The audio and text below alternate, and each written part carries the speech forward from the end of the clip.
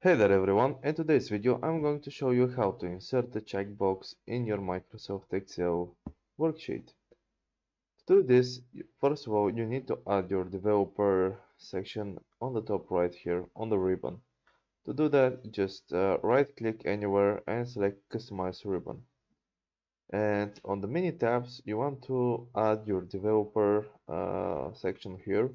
Make sure that it's checked in and then just click on OK.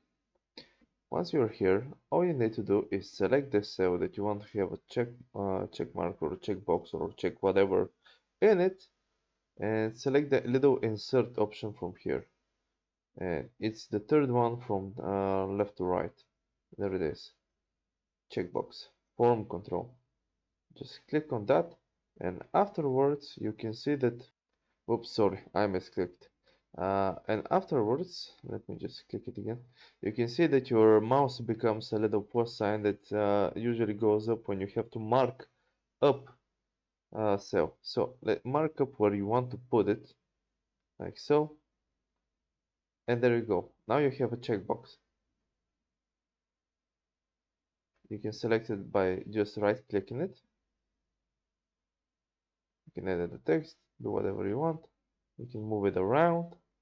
But that's essentially it. That's how you add a checkbox in Microsoft Excel. Hope this helped. If it did, leave a like and subscribe, and see you next time.